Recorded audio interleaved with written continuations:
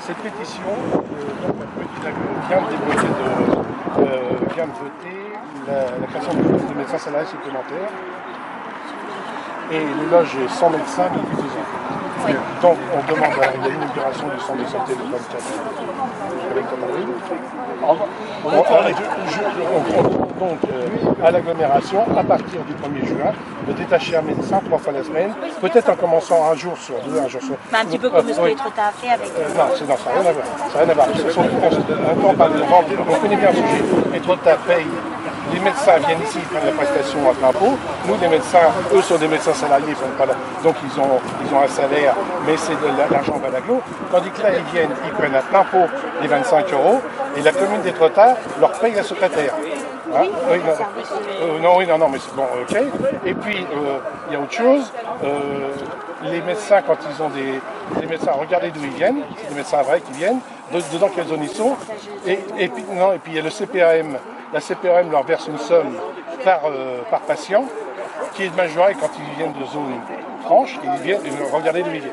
Et ça, je trouve que c'est honteux.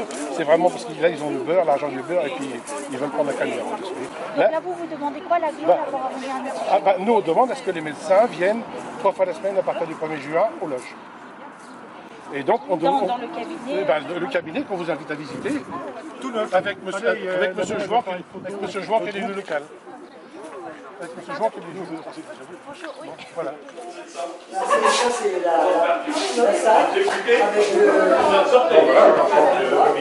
le super travail. Et au niveau... Ah oui, je prends un autre. il y a une petite cuisine parce que celui qui dirige dans sa chambre-là, et Madame Lecoeur, et elle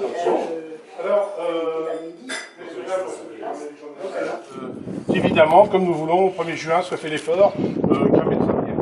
J'ai profité, parce que j'ai vu Mme Kiabar, de lui demander à ce que pour les médecins salariés soient attribuées les mêmes aides que pour les médecins libéraux, c'est-à-dire notamment les 100 000 €. Par exemple, ces 100 000 € qui sont attribués à des médecins libéraux pourraient être redonnés à la communauté d'Aglo de façon à indemniser les communes et l'agglomération parce que ce sont des jeunes médecins qui viennent, qui s'installent, et je pense que c'est un des moyens aussi d'amener dans les territoires ruraux des jeunes médecins.